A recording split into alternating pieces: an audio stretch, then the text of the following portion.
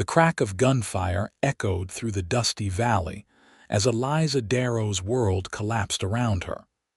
Blood bloomed across her shoulder, the searing pain nothing compared to the horror of watching her younger sister, Sarah, being dragged away by the laughing bandits.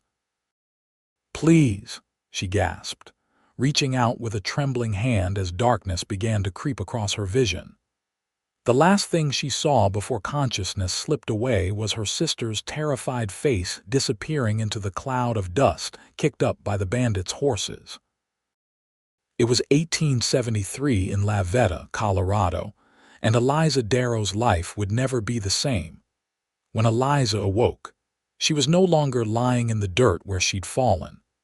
Instead, she found herself on a narrow cot in an unfamiliar cabin, her shoulder bandaged, the smell of coffee and pine hanging in the air. She tried to sit up but immediately fell back with a groan. "Whoa there, miss. You ain't ready to be moving just yet." The voice came from a tall figure standing in the doorway, silhouetted by the late afternoon sun.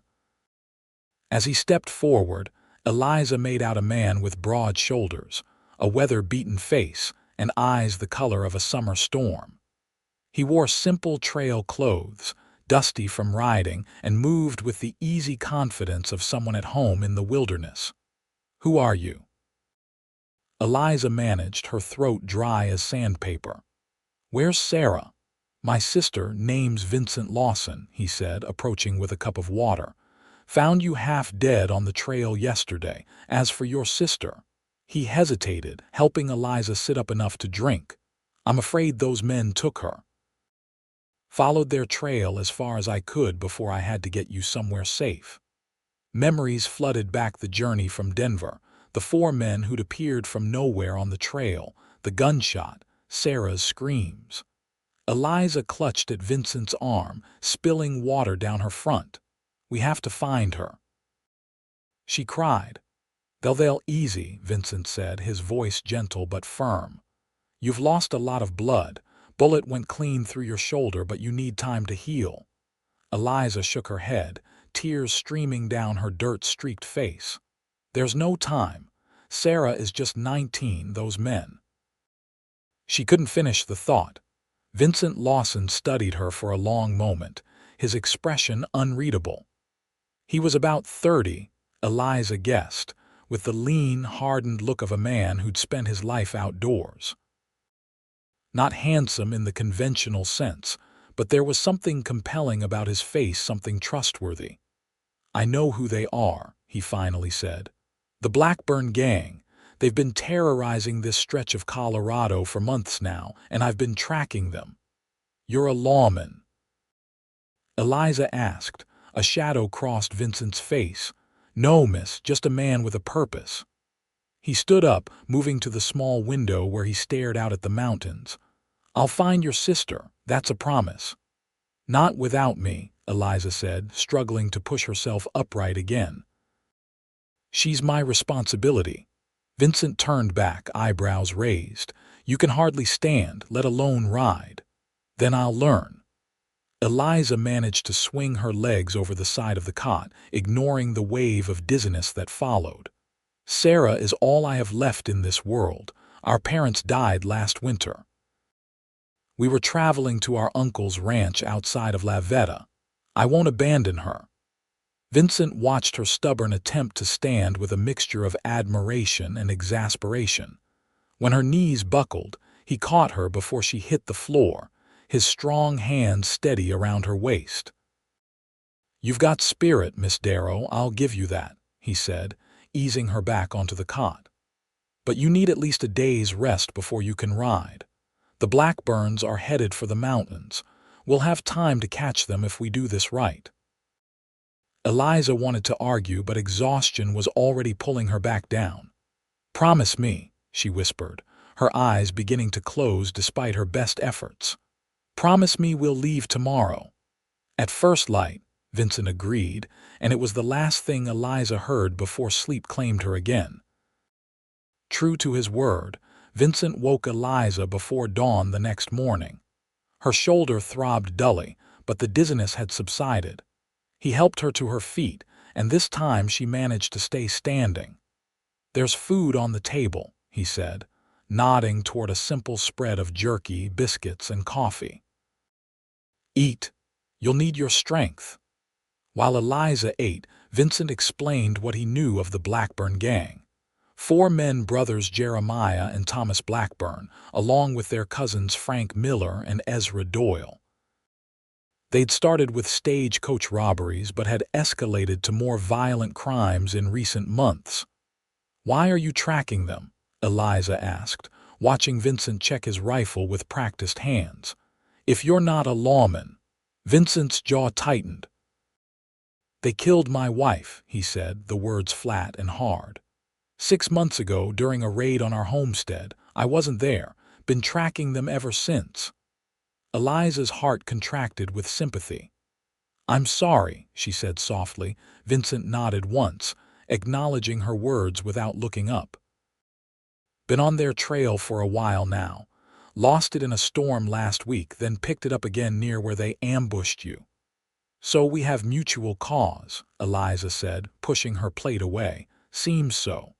Vincent finally met her eyes. "But understand me, Miss Darrow, this won't be easy. Where we're going, it's rough country, and these men, they're dangerous." "I understand," Eliza said firmly. "And it's just Eliza. If we're riding together, we might as well use our given names." A faint smile touched Vincent's lips. "Fair enough, Eliza." He handed her a simple but serviceable dress from her recovered belongings. "Your riding clothes were ruined, but this should do. There's a Remington revolver in that saddlebag. Can you shoot?" "My father taught me," Eliza confirmed, surprised by the question. Most men she knew wouldn't consider arming a woman. "Good," Vincent said with a nod of approval. "Because where we're going, you might need to." An hour later, they rode away from Vincent's small cabin, heading deeper into the Colorado wilderness. Eliza sat tall in her saddle despite the pain in her shoulder, determination etched into every line of her face. Vincent rode slightly ahead, his eyes constantly scanning the trail before them, alert for any sign of danger or their quarry. "How long have you lived out here?" Eliza asked as they traveled, trying to distract herself from worry about Sarah. 5 years, Vincent replied. "Catherine and I came west after the war. I fought for the Union, came back different. Thought the mountains might help." His voice grew distant. "They did for a while." Eliza studied his profile, seeing the grief he carried like a physical weight. "And you've been alone since she died," Vincent nodded. "Prefer it that way. No one else to worry about." "Except now you're worrying about me and Sarah," Eliza pointed out. "Why did you stop to help me?" "You could have kept following the Blackburns." For a long moment, Vincent was silent. Then he said, "Some things a man can't ride past. You needed help. End of story." But Eliza suspected there was more to it than that. Something about Vincent Lawson told her he was a man shaped by codes and principles that ran deeper than he let on. She'd seen too many men broken by the war, her own father included, to mistake the signs of a soul carrying burdens too heavy for one person to bear alone. They rode through the day, stopping only briefly to rest the horses and eat a cold lunch.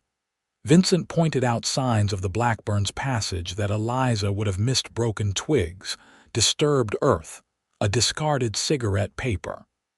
As the sun began to set, they made camp in a sheltered hollow. "They're moving slower than usual," Vincent said as he built a small, smokeless fire. "Probably because they've got your sister with them. That gives us an advantage." "How far ahead are they?" Eliza asked, trying to keep the desperation from her voice. "A day, maybe less. We'll catch them before they reach their hideout in the high country." Vincent handed her a tin cup of coffee. "You should rest. Your wound needs time to heal." Eliza accepted the coffee but shook her head. "Every time I close my eyes, I see her face, hear her calling for me." Her voice cracked. "I was supposed to protect her." Vincent's expression softened in the firelight. You couldn't have stopped them, Eliza. 4 armed men against 1 woman. The miracle is that you survived. Small comfort if Sarah doesn't, Eliza whispered, staring into the flames. Vincent moved to sit beside her. After a moment's hesitation, he placed his hand over hers. "We'll find her," he said, his voice low and certain. "I swear it." The unexpected touch sent warmth spreading through Eliza that had nothing to do with the fire or the coffee. She looked up at Vincent, seeing in his eyes a determination that matched her own. "Thank you," she said simply. They sat in companionable silence as darkness settled around them, the stars emerging one by one in the vast Colorado sky. Despite her worry for Sarah, despite her pain, Eliza felt strangely comforted by Vincent's presence. In just 2 days, he had gone from stranger to lifeline, the one person standing between her and complete despair. As she finally drifted toward sleep, wrapped in the blanket Vincent had provided, Eliza realized she was putting an enormous amount of trust in a man she barely knew. Yet somehow, deep in her heart, she felt certain that trust wasn't misplaced. The next morning dawned clear and cold. Eliza awoke to find Vincent already up, studying a small leather-bound book by the rekindled fire. "What's that?" she asked, wincing as she sat up. Her shoulder was stiff, the wound pulling when she moved. Vincent quickly closed the book and tucked it inside his jacket. "Nothing important," he said, though his expression suggested otherwise. "How's the shoulder?" "Bearable," Eliza replied, accepting his help to stand. She noticed how he skillfully changed the subject but decided not to press. Everyone had their secrets, and Vincent Lawson had already shared more of himself than she had any right to expect. They ate a quick breakfast and were on the trail again before the sun had fully cleared the mountains. The terrain grew rougher as they traveled, the path narrowing as it wound through pine forests and across rocky slopes. Eliza marveled at Vincent's knowledge of the land. He moved through it with the ease of someone who had spent years mapping every ridge and valley in his mind. Around midday, Vincent suddenly raised his hand, signaling Eliza to stop. He dismounted in one fluid motion, crouching to examine the ground. "What is it?" Eliza whispered, scanning the surrounding forest nervously. "Someone came through here not long ago," Vincent murmured, touching the disturbed earth. "Within the hour, I'd say." He looked up at Eliza, his eyes intense. "It might be them. Stay close." They proceeded on foot, leading the horses through the trees. Vincent moved with an almost predatory grace, making barely a sound despite his size. Eliza did her best to imitate him, wincing each time a twig snapped under her boots or her horse snorted. The forest opened onto a small clearing with a creek running through it. Vincent stopped at the edge of the trees, his body suddenly tense. Eliza followed his gaze and had to stifle a gasp. There, on the far side of the clearing, were 4 horses grazing peacefully. And sitting on rocks by the creek were 3 men, passing a bottle between them and laughing. There was no sign of Sarah. "Is that them?" Eliza whispered, though she already knew the answer. Vincent nodded grimly. "The Blackburn brothers and Frank Miller. Don't see Ezra Doyle, though." His eyes narrowed as he scanned the clearing. "Or your sister." Panic clawed at Eliza's throat. "What if they've already?" "They haven't," Vincent cut her off, his voice low but firm. "She's valuable to them. They might be planning to ransom her, or—" He didn't finish the thought, but Eliza understood the implication all too well. "What do we do?" she asked, hand unconsciously moving to the Remington at her hip. Vincent studied the scene for a long moment. "Wait," he finally said. "Doyle must be somewhere nearby, possibly with Sarah. Rushing in now would put her at risk." He looked at Eliza, his expression softening slightly at the fear in her eyes. "I know waiting is hard, but it's our best chance of getting her back alive." Eliza nodded, swallowing hard. "I trust you," she said, and realized she meant it completely. They retreated a safe distance, tethering the horses where they wouldn't be discovered. Then they settled in to watch the clearing, hidden among the dense underbrush. Hours passed. The bandits seemed in no hurry to move on, comfortable in their temporary camp. Occasionally, one would get up to check on the horses or gather more firewood, but mostly they sat drinking and playing cards.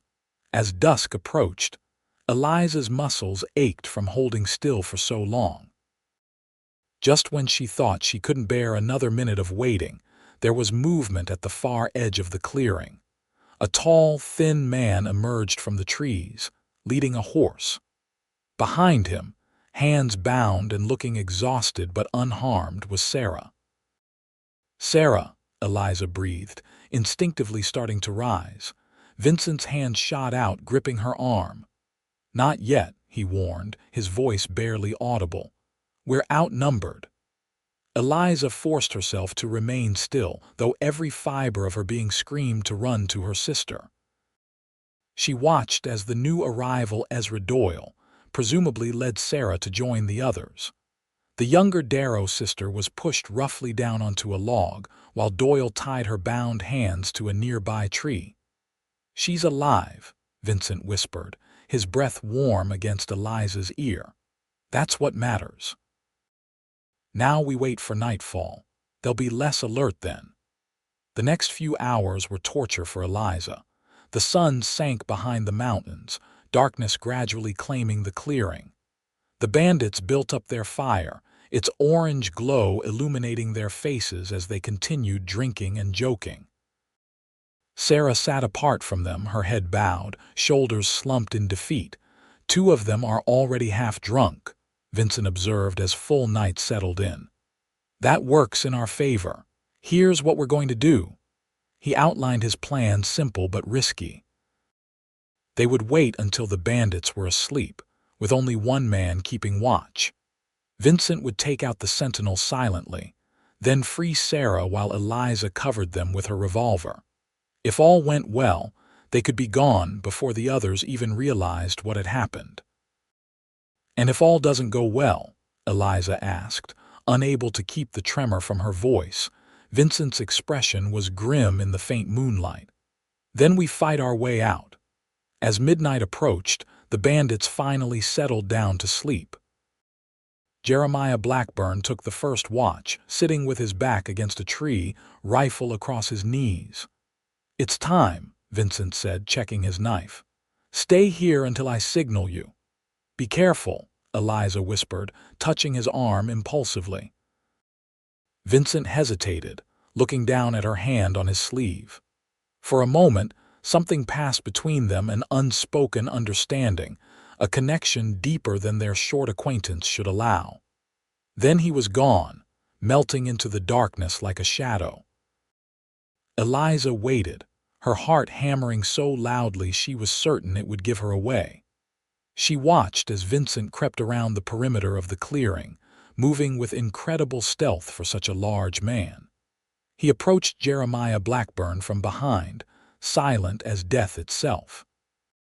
What happened next unfolded so quickly that Eliza could scarcely follow it. Vincent lunged, one hand clamping over Blackburn's mouth while the other brought his knife up. There was a brief struggle, quickly stilled. Vincent lowered the body silently to the ground. He was halfway to Sarah when everything went wrong. Thomas Blackburn, apparently not as deeply asleep as they'd thought, sat up with a shout. Vincent spun, drawing his revolver, but he was too exposed in the open clearing. Frank Miller and Ezra Doyle were awake in seconds, weapons in hand. "Run, Eliza!" Vincent shouted, diving for cover as gunfire erupted. But Eliza couldn't run, not with Sarah still tied to the tree, directly in the line of fire. Instead, she drew her Remington and stepped from the trees, taking careful aim at Frank Miller, who was closest to her sister. She squeezed the trigger, the gun's report seeming impossibly loud in her ears. Miller went down with a cry, clutching his leg. In the confusion, Vincent had managed to reach a fallen log, from which he was returning fire with deadly accuracy. "Sarah." Eliza called, rushing forward as bullets whizzed past her. "I'm coming." Sarah's head jerked up, her eyes wide with disbelief and hope. "Eliza," she cried. Thomas Blackburn, realizing what was happening, turned his gun toward Sarah. "Stay back or she dies," he shouted. Vincent's response was immediate, a single shot that caught Blackburn in the shoulder, spinning him away from Sarah.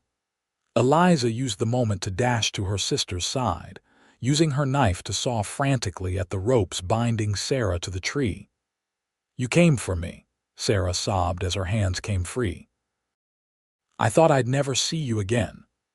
"Of course I came," Eliza said, pulling her sister close for the briefest of moments. "Now we have to move." Across the clearing, Vincent was engaged in a fierce exchange of gunfire with Ezra Doyle. Thomas Blackburn, despite his wound, was trying to flank him. "This way," Eliza urged, pulling Sarah toward the trees where their horses waited. They had almost reached the edge of the clearing when Blackburn spotted them and changed direction, charging toward the sisters with murderous rage contorting his features. Eliza pushed Sarah behind her, raising her revolver, but before she could fire, Vincent appeared as if from nowhere, tackling Blackburn to the ground. The two men rolled in the dirt, fighting for control of Blackburn's knife. "Go," Vincent shouted to Eliza between blows. "Get her out of here." Eliza hesitated, torn between escape and the need to help the man who had risked everything for them. In that moment of indecision, Ezra Doyle emerged from behind a tree, taking aim at Vincent's exposed back. Without conscious thought, Eliza raised her revolver and fired. Doyle's expression registered surprise before he crumpled to the ground. Vincent, having finally subdued Blackburn with a knockout blow, looked up at Eliza with newfound respect. "Nice shot," he said, climbing to his feet. "We need to go," Eliza said, suddenly aware of how quiet the clearing had become. "Miller's still alive." Vincent nodded, quickly checking Blackburn's pulse. "This one too. They'll live to hang." There was a hard satisfaction in his voice that reminded Eliza of his personal vendetta against these men. They retrieved the horses and rode hard through the night, not stopping until they'd put several miles between themselves and the clearing. When Vincent finally called a halt in a sheltered ravine, Sarah practically fell from her horse, exhaustion and delayed shock taking their toll. Eliza dismounted more carefully, mindful of her wounded shoulder, and went to her sister. Sarah collapsed into her arms, sobbing uncontrollably. "It's all right now," Eliza murmured, stroking her sister's tangled hair. "You're safe." "I thought they were going to kill me," Sarah choked out between sobs. After they took turns, Eliza's blood ran cold. "Sarah, did they?" Sarah shook her head vehemently. "No, but they said they would. They were waiting until they reached somewhere safer." Fresh tears flowed. "If you hadn't come—" "But we did come," Eliza said firmly, holding her sister tighter. "And they'll never touch you again. I promise." Vincent, who had been securing the perimeter, returned to find the sisters still locked in their embrace. He hung back, giving them privacy, but Eliza saw him and gestured him closer. "Sarah," she said gently, "this is Vincent Lawson. He's the one who saved my life after I was shot, and he helped me find you." Sarah looked up at Vincent, her tear-stained face solemn. "Thank you, Mr. Lawson. I owe you everything." Vincent shook his head, clearly uncomfortable with the gratitude. "No need for thanks, Miss Darrow. I'm just glad we got to you in time." He glanced at Eliza. "Your sister did most of the hard work. She's quite remarkable." Despite everything, Eliza felt a flush of warmth at his words. "We should rest," she said, changing the subject. "Just for a few hours. Then we need to keep moving in case Miller or Blackburn manages to follow." They made a cold camp, not risking a fire. Vincent offered the sisters the single blanket he carried, but Eliza insisted he take it. "You've done enough for us," she said. "Sarah and I can share my coat." Vincent looked as though he wanted to argue, but a single glance at Sarah's exhausted face changed his mind. "Wake me in 4 hours," he said. "I'll take watch then." As Vincent settled himself against a rock, rifle across his lap, Eliza and Sarah huddled together under Eliza's coat. Sarah fell asleep almost immediately, emotionally and physically drained. Eliza remained awake, watching Vincent's silhouette against the starlit sky. So much had happened in such a short time. 3 days ago, she'd been traveling to her uncle's ranch with Sarah, their future uncertain but hopeful. Then came the ambush, the shooting, and meeting Vincent, a man who seemed to have stepped out of the wilderness itself to save her. And now here they were, fugitives in the night, having left 2 wounded outlaws behind them. The thought of the men she'd shot even in self-defense made Eliza's stomach twist. She'd never harmed anyone before. As if sensing her thoughts, Vincent turned to look at her. "You should sleep," he said softly, his voice carrying clearly in the quiet night. "I can't," Eliza admitted. "Every time I close my eyes, I see them, the men I shot."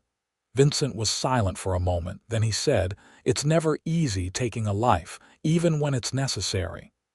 He shifted, his face coming into the moonlight. "But you did what you had to do to protect your sister and me. Does it get easier?" Eliza asked, although she wasn't sure she wanted to know the answer. "No," Vincent said honestly. "And it shouldn't. The day it gets easy is the day you lose a piece of your soul." His words hung in the air between them, weighted with personal experience. Eliza wondered how many men Vincent Lawson had killed during the war in his quest for vengeance in the harsh life of the frontier, and yet he hadn't lost his humanity. There was still kindness in him, and a code of honor that went bone deep. "Thank you," Eliza said after a long silence. "Not just for saving us, for being honest." Vincent nodded, the gesture barely visible in the darkness. "Get some sleep, Eliza. Tomorrow will be another long day."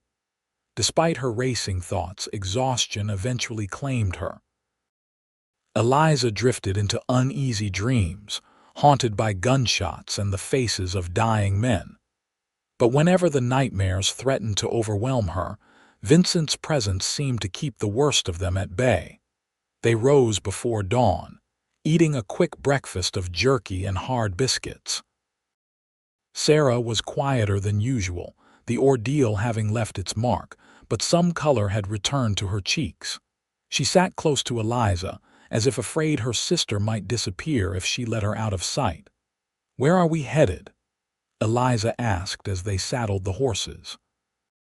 "There's a settlement about a day's ride from here," Vincent said. "Carson's Mill.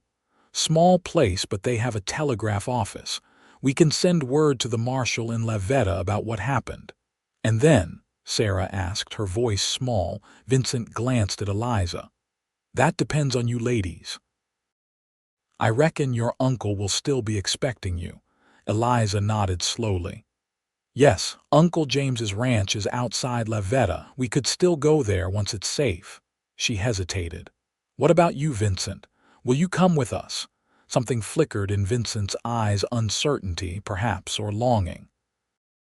"I've been on the trail a long time," he said carefully. "Might be nice to stay in one place for a spell." It wasn't a commitment, but it was enough to bring a smile to Eliza's face. "I think Uncle James could use an experienced hand on his ranch." They rode steadily through the day, Vincent setting a pace that would eat up miles without exhausting the horses. He was constantly vigilant, checking their back trail and scanning the horizon for any sign of pursuit. But the wilderness remained peaceful around them, broken only by the occasional cry of a hawk or the rustling of wind through the pines. As they traveled, Sarah gradually began to talk more, describing her captivity and the things she'd overheard from the Blackburns. They had indeed planned to ransom her to her uncle, having learned about the wealthy rancher from papers in Eliza's saddlebags. The information helped Vincent piece together more of the gang's operations. It seemed kidnapping for ransom was their newest enterprise. "They've gotten bolder," Vincent observed grimly. "Started as petty thieves, moved up to stagecoach robbery, then murder, now kidnapping. They're escalating." "All the more reason to make sure the law knows where to find them," Eliza said. By late afternoon, they began to see signs of civilization: a rutted wagon road, fenced pasture land, distant smoke from chimneys. Carson's mill came into view as they crested a hill, a small collection of wooden buildings clustered around a creek with a water-powered mill that gave the settlement its name. "Not much to look at," Vincent said, "but they're good folk. And they've had trouble with the Blackburns before, so they'll be sympathetic to our cause." They rode down into the settlement as the sun was setting, attracting curious glances from the few residents out and about. Vincent led them to a modest building with a sign proclaiming it the Silver Creek Inn. A gray-haired woman with kind eyes opened the door as they dismounted. "Vincent Lawson," she said, surprise and pleasure in her voice. "It's been an age since you passed through." "Hello, Martha," Vincent said, removing his hat. "These ladies need rooms for the night, and a hot meal if you can manage it." Martha's eyes took in Sarah's disheveled appearance and Eliza's bandaged shoulder. "Trouble?" she asked simply. "Blackburns," Vincent confirmed. Martha's expression hardened. "Say no more. Come in, all of you. I've got stew on the stove and clean beds upstairs." The inn was simple but immaculately kept. Martha ushered them into a small dining room, then disappeared into the kitchen. When she returned with steaming bowls of stew and fresh bread, Eliza realized how hungry she was. They ate in grateful silence, the first proper meal any of them had had in days. After dinner, Vincent excused himself to visit the telegraph office while Martha showed the sisters to a small but comfortable room upstairs. Sarah, still exhausted, fell asleep almost immediately. Eliza was about to do the same when a soft knock came at the door. Vincent stood in the hallway, his expression troubled. "Can I have a word?" he asked quietly. Eliza stepped out, pulling the door partially closed to avoid waking Sarah. "What is it? Did you send the telegram?" "I did," Vincent confirmed. "But there's something else. Word around town is that the Blackburns have been in the area recently. Robbed a stagecoach just last week, not 10 miles from here." Eliza's stomach knotted with fear. "You think they might come here?" "It's possible," Vincent admitted. "They have friends in these parts." "If Miller and Blackburn manage to get word out." He shook his head. "I don't want to alarm you, but we should be cautious. I've taken a room across the hall. Keep your door locked tonight." Eliza nodded, suddenly feeling very vulnerable. "Vincent," she said impulsively, reaching for his hand. "Thank you for everything. I don't know what would have happened if you hadn't found me on that trail." Vincent looked down at their joined hands, then back at Eliza's face. Something shifted in his expression, a softening, a warming that made her breath catch. "You'd have found a way," he said, his voice rough with an emotion Eliza couldn't quite name. "You're stronger than you know, Eliza Darrow." For a long moment they stood there in the dim hallway, hands linked, eyes locked. Eliza was acutely aware of his nearness, of the way her heart was suddenly racing. Then Vincent gently disengaged his hand. "Get some rest," he said softly. "I'll be just across the hall if you need anything." Eliza watched him go, conflicted feelings swirling within her. She'd known Vincent Lawson for only 3 days, yet he had saved her life, helped rescue her sister, and was now standing guard over them both. And somewhere along the way, he had begun to occupy a space in her thoughts that went beyond simple gratitude. But Vincent was a man still grieving for his wife, still hunting the men who had destroyed his life. And Eliza had Sarah to think of, and their uncle's ranch, and the future they had planned before the Blackburns had torn everything apart. With a sigh, Eliza returned to her room, locking the door behind her as Vincent had suggested. She checked on Sarah, who was sleeping peacefully for the first time since her rescue, then lay down on her own bed, staring at the ceiling. Sleep was a long time coming. Morning brought clear skies and renewed optimism. Eliza and Sarah joined Vincent for breakfast in the inn's small dining room, where Martha served them eggs, bacon, and the best coffee Eliza had tasted in months. "I received a reply from Marshal Jenkins in Vendetta," Vincent reported as they ate. "He's gathering a posse to hunt down the Blackburns, wants us to meet him in town to give statements." "How far is Vendetta from here?" Sarah asked, looking more like herself after a night of uninterrupted sleep. 2 days' ride, Vincent replied. "Easy country, though. Nothing like what we've been through." "And Uncle James's ranch is another half-day beyond that," Eliza added, giving her sister an encouraging smile. "We're almost there, Sarah." They left Carson's mill mid-morning after purchasing supplies for the journey.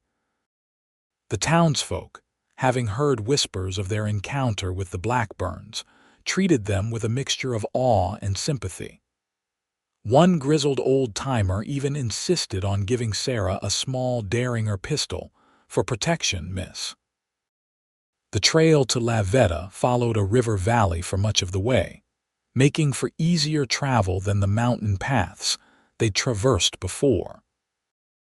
As they rode, Eliza found herself watching Vincent, the straight line of his back, the confident way he handled his horse, the occasional smile that transformed his serious face when Sarah said something amusing. There was a weight lifting from him, she realized. Ever since they'd confronted the Blackburns, Vincent seemed less burdened by his past. Not completely free of it, Eliza suspected those wounds would take years to heal fully, but the obsessive edge had softened. When he laughed at one of Sarah's stories about their childhood in Denver, Eliza found herself smiling in response, warming to the sound. They made camp that night in a pleasant grove by the river. After a dinner of rabbit that Vincent had shot and roasted over the fire, Sarah excused herself to sleep, leaving Eliza and Vincent sitting alone by the flames. For a while, they sat in comfortable silence, listening to the river's gentle murmur.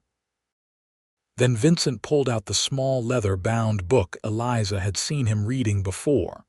"My wife's journal," he said, answering Eliza's unspoken question. "I've carried it with me since she died. Used to read it every night, trying to keep her voice alive in my head." Eliza's heart ached for him. And now, Vincent turned the book over in his hands, his expression thoughtful. "Now I find I don't need it quite so much." He looked up at Eliza, his eyes reflecting the firelight. "These past few days, they've changed something in me. Reminded me there's still good worth fighting for in this world." "I'm glad," Eliza said softly. "Catherine would want you to live, not just survive." Vincent's eyebrows rose in surprise. "You're probably right. She was always the wiser of us two." He carefully tucked the journal away. "What about you, Eliza? What were you and Sarah planning before all this happened?" Eliza stared into the flames, considering. "A fresh start, I suppose. After our parents died, there wasn't much left for us in Denver. Uncle James wrote that he could use help with the ranch's accounts. I've always had a head for numbers, and that Sarah could teach at the local school." "Sounds like a good life," Vincent observed. "It could be," Eliza agreed. Then, hesitantly, "Vincent, what will you do once we reach Vendetta?" After the marshal deals with the Blackburns, the question hung between them, weighted with unspoken possibilities. Vincent poked at the fire with a stick, sending sparks spiraling into the night sky. "I've been thinking about that," he finally said. "Been on the trail a long time. Might be nice to have a place to call home again." He glanced at Eliza, something vulnerable in his expression. If there was a reason to stay. Eliza's heart quickened. "I think," she said carefully, "that reasons can be found if one looks for them." Vincent's slow smile was like the sunrise after a long, dark night. He reached across the space between them, taking her hand in his larger one. "Eliza Darrow," he said, his voice low and earnest, "I know we haven't known each other long. But in these few days, you've shown more courage and heart than most folks do in a lifetime. I'd be honored if you'd allow me to stay near once we reach La Veta, to see what might grow between us, given time." Warmth bloomed in Eliza's chest, spreading outward until her whole body seemed to glow with it. "I'd like that very much, Vincent," she said, squeezing his hand. The next day passed in a golden haze for Eliza. Though they remained vigilant, the journey was peaceful. Vincent rode closer to her now, their horses often side by side, and their conversations flowed easily. Sarah, noticing the change between them, gave Eliza a knowing smile when Vincent rode ahead to scout the trail. "He's a good man," Sarah said simply. "Father would have approved." "It's early days yet," Eliza cautioned, though she couldn't suppress her own smile. "We've barely known each other a week." "Some things you just know," Sarah replied with the wisdom of her 19 years. "Besides, after what we've been through, a week feels like a lifetime." They camped one more night on the trail, and the following afternoon, the town of La Veta came into view, a growing settlement nestled in a valley, with the Spanish peaks rising majestically in the background. As they rode down the main street, several townspeople stopped to stare at the dusty, travel-worn trio. Vincent led them directly to the marshal's office, a solid brick building near the center of town. Marshal Jenkins was a barrel-chested man with a silver mustache and shrewd eyes that missed nothing. He listened intently as they told their story, interrupting occasionally to clarify a detail or ask a pointed question. "You did good work, Lawson," Jenkins said when they'd finished. "Been after the Blackburns for months.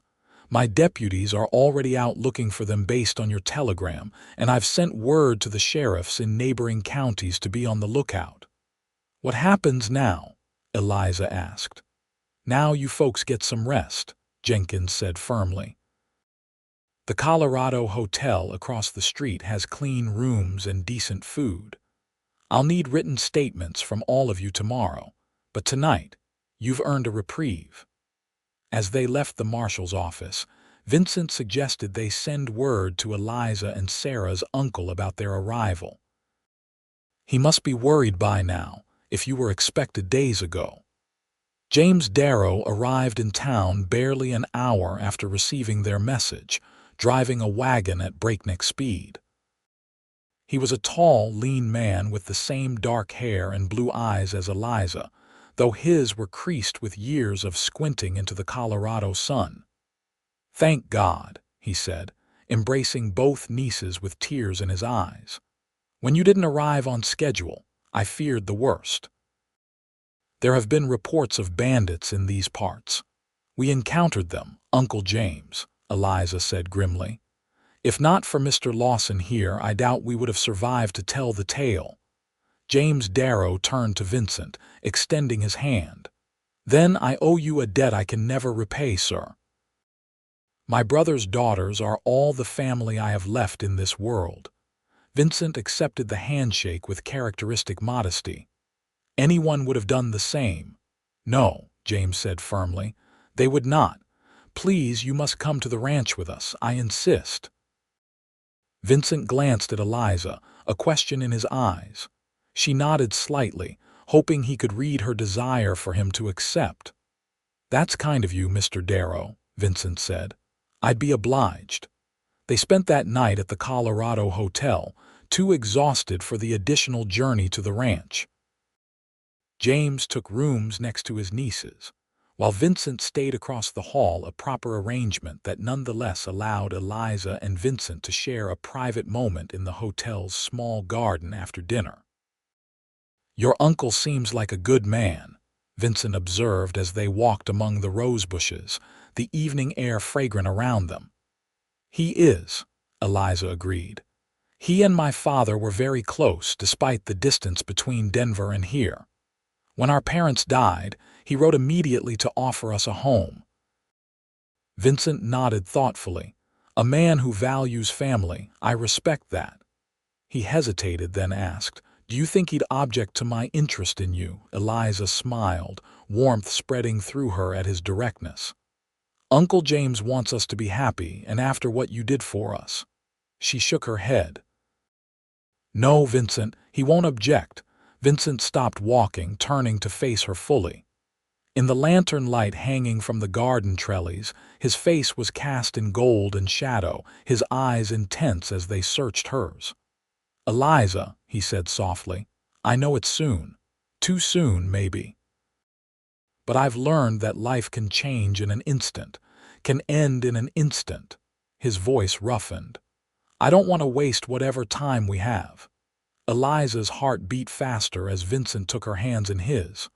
"What are you saying?" she asked, though she thought she knew. "I'm saying that I care for you, more than I thought possible after Catherine. Different, but just as real." He took a deep breath. "I'm asking for a chance to court you properly, to see if what's growing between us might become something lasting." Joy bubbled up in Eliza's chest, bright and effervescent. "Yes," she said simply. "I'd like that very much." Vincent's smile was transformative, erasing years of grief from his face. Slowly, giving her every chance to pull away, he leaned down and pressed his lips to hers in a gentle, questioning kiss. Eliza responded with a certainty that surprised even herself, her hands rising to rest against his chest as she returned the kiss. When they finally separated, both slightly breathless, Vincent rested his forehead against hers. "Thank you," he murmured.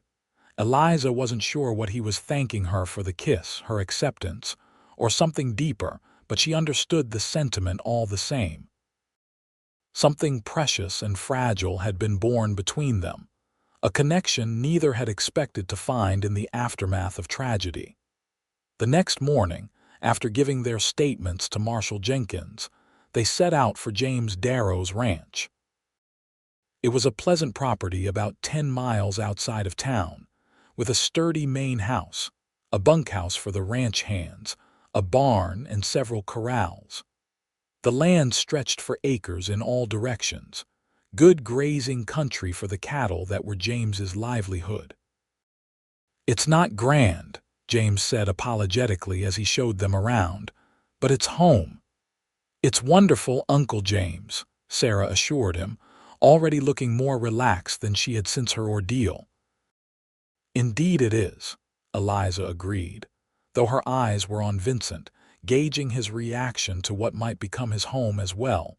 Vincent was studying the property with an appraising eye, but there was appreciation in his expression. "Fine piece of land, Mr. Darrow. Good water source, natural boundaries. You've done well here." James beamed at the compliment. "Call me James, please. And I have a proposition for you, Vincent, if you're interested. My foreman left last month, family issues back east. I've been looking for someone with experience to take his place. From what my nieces tell me about your tracking and riding skills, you'd be perfect for the job." Vincent's surprise was evident. "That's generous of you, sir." "Not at all," James countered. "It's pure self-interest. Good foremen are hard to find, and one who's already proven his character by saving my family, that's rarer still." His eyes twinkled knowingly as he glanced between Vincent and Eliza.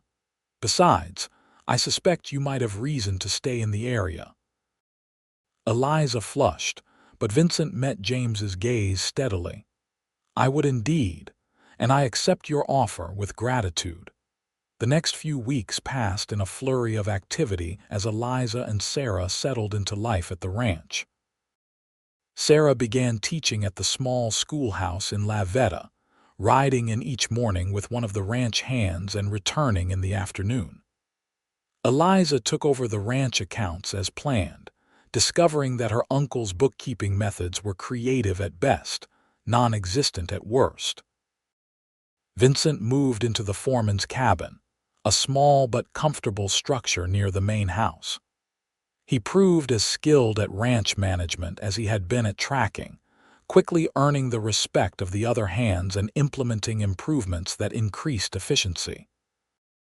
And every evening, after the day's work was done, Vincent and Eliza would walk together, sometimes talking for hours, sometimes simply enjoying each other's company in comfortable silence. Their courtship progressed steadily, each day deepening their understanding and appreciation of one another. "I never expected this," Vincent confessed one evening as they sat on the porch swing, watching the sunset paint the mountains in shades of purple and gold.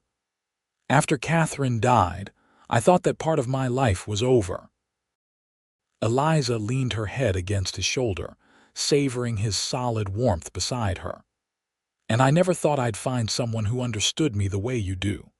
Growing up, most men found my interest in mathematics and business puzzling at best, improper at worst." Vincent chuckled, the sound rumbling pleasantly under her ear. "Their loss. Your mind is one of the things I admire most about you, that and your courage. You bring out the best in me," Eliza said softly. "You make me brave." Vincent's arm tightened around her shoulders. "You were brave long before you met me." Eliza Darrow. 2 months after their arrival at the ranch, news came that rocked their newfound peace. Marshal Jenkins rode out personally to inform them that Thomas Blackburn and Frank Miller had been captured trying to rob a bank in Pueblo. During the interrogation, they had implicated several accomplices in the area, including a man who occasionally worked as a ranch hand in the Lavetta Valley. "I don't want to alarm you," Jenkins said, accepting the coffee James offered, "but there's a chance they might know about your connection to the Darrows, Lawson. These men hold grudges." Vincent's expression hardened. "Let them come. This time we'll be ready for them." Despite Vincent's confidence, Eliza found herself unable to shake a sense of foreboding. The happiness she'd found seemed suddenly precarious, threatened by the shadows of the past. That night, unable to sleep, she slipped out of the house and walked to Vincent's cabin, propriety be damned. He answered her knock immediately, as if he'd been waiting for her. One look at her face told him everything he needed to know. "Come in," he said, stepping aside. "I couldn't sleep either." Vincent's cabin was simply furnished but neat, reflecting its owner's practical nature. A fire burned low in the small stone fireplace, casting the room in warm, flickering light. Eliza paced to the window, then back again, her arms wrapped around herself. "What if they come here, Vincent? What if they hurt Sarah or Uncle James? What if—" her voice broke. "What if they take you from me?" Vincent crossed to her in 2 strides, gathering her into his arms. "That's not going to happen," he said firmly. "The Blackburn brothers are in custody, Miller's wounded, Doyle's probably halfway to Mexico by now. And Jenkins is keeping an eye on their local connections." "But you can't know for certain," Eliza insisted, her fingers clutching at his shirt. "We thought we were safe before on the trail to Lavetta, and look what happened." Vincent pulled back slightly, tilting her chin up so their eyes met. "Eliza, listen to me. I won't let anyone hurt you or your family, and I have no intention of leaving you, not now, not ever." His expression softened. "I love you, Eliza Darrow. I should have said it before now, but I was waiting for the right moment. Seems like that moment is here." Eliza's breath caught. "You love me." "With all my heart," Vincent confirmed, his voice rough with emotion. "After Catherine died, I never thought I'd feel this way again. But you brought me back to life, Eliza. You gave me a reason to hope, to plan for a future beyond vengeance." Tears spilled down Eliza's cheeks, but they were tears of joy rather than fear. "I love you too, Vincent, so much that it frightens me sometimes." Vincent's smile was tender as he wiped away her tears with his thumb. "Then marry me," he said simply. "Be my wife. Let's face whatever comes together for the rest of our days." Eliza's answer was to rise on tiptoe and kiss him, pouring all her love and fear and hope into the gesture. Vincent responded with equal fervor, his arms tightening around her as if he'd never let go. When they finally separated, both breathless, Eliza smiled up at him. "Yes," she said. "Yes, I'll marry you, Vincent Lawson." They were married 2 weeks later in the small church in Vendetta, with Sarah as maid of honor and James giving the bride away. The entire community turned out for the ceremony, having embraced the romantic tale of the brave cowboy who rescued the Darrow sisters from bandits. Marshal Jenkins attended as well, bringing the welcome news that Ezra Doyle had indeed been apprehended trying to cross into Mexico. The Blackburn gang was finished, its members awaiting trial for multiple counts of robbery, kidnapping, and murder. "You'll need to testify," Jenkins told Vincent and Eliza at the wedding reception. "But after that, you can put this business behind you for good." The trial was held in Denver 2 months later. Eliza, Sarah, and Vincent all testified, recounting the harrowing events of the ambush and rescue. The evidence was overwhelming and the verdict swift, guilty on all counts. The Blackburn brothers, Frank Miller and Ezra Doyle, were sentenced to hang for their crimes. On their last night in Denver, after the trial concluded, Vincent took Eliza to dinner at the finest restaurant in the city. As they sipped champagne, Eliza noticed that Vincent seemed preoccupied, his thoughts clearly elsewhere. "Are you all right?" she asked, covering his hand with hers across the table. Vincent met her eyes, his expression solemn. "I visited them today in the jail," he admitted. "The Blackburns. I needed to look them in the eyes one last time." Eliza's heart contracted with sympathy. "Did it help to face them?" "I thought it would bring closure," Vincent said slowly. "To see the men who killed Catherine, who nearly destroyed your life and Sarah's. But when I stood there looking at them behind those bars," he shook his head, "they seemed smaller somehow, pathetic." "And how did that make you feel?" Eliza asked gently. Vincent considered the question, turning his wedding ring absently on his finger. "Sad," he finally said.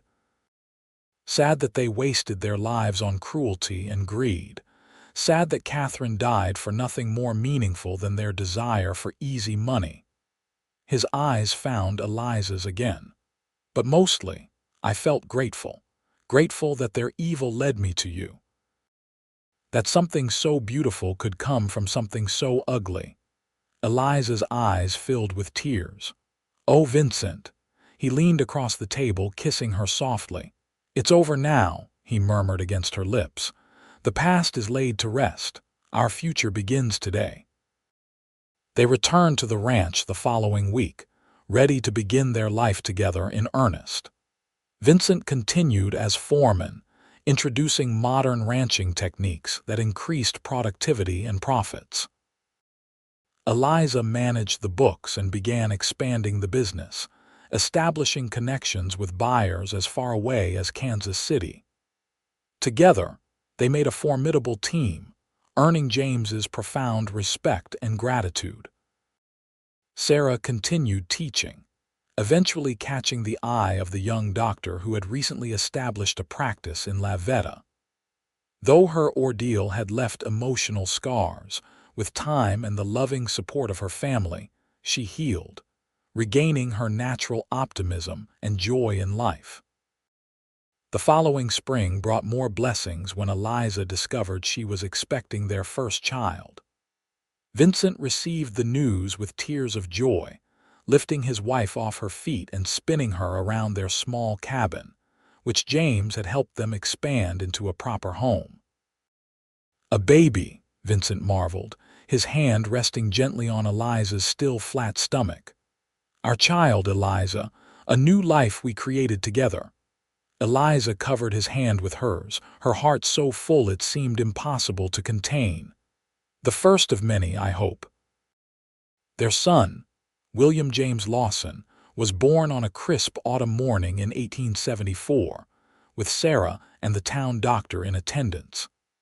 He had his father's storm-gray eyes and his mother's determined chin, a combination that Vincent declared perfect in every way. "He's beautiful," Vincent whispered, cradling his newborn son with a tenderness that made Eliza's heart swell. "Thank you for this gift, my love." As William grew, so did their happiness and prosperity. 2 years later, Eliza gave birth to twins, a boy and a girl they named Robert and Catherine, honoring both Vincent's late wife and Eliza's father. Life on the ranch settled into a pleasant rhythm. Hard work during the day, family gatherings in the evening, church on Sundays. James, delighted with his grand nieces and nephews, built a larger house for the growing Lawson family, insisting that his niece and her husband deserved a home worthy of their love. On their 5th wedding anniversary, Vincent surprised Eliza with a special gift, the deed to a parcel of land adjacent to James's property. "It's ours," he explained, as Eliza examined the document in confusion. "I've been saving from my wages, and your uncle helped with the rest. We can build our own ranch there, Eliza, our own legacy for the children." Eliza looked up at her husband, overcome with emotion. "Oh, Vincent, it's perfect."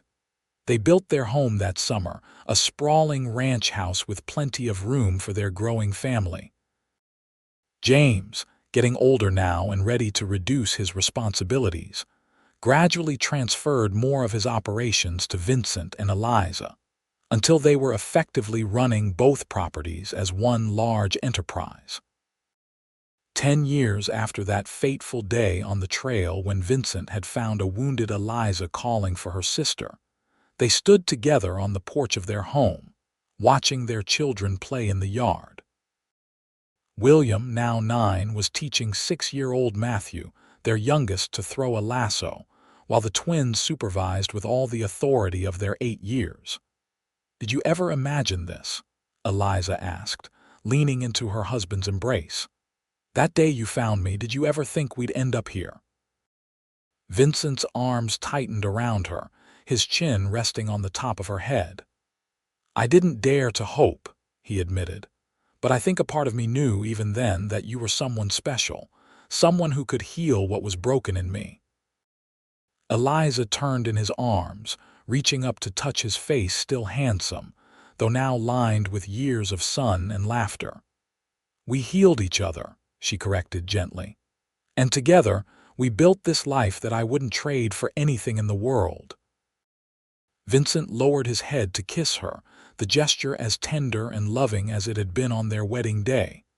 "Nor would I, my love," he murmured against her lips. "Nor would I."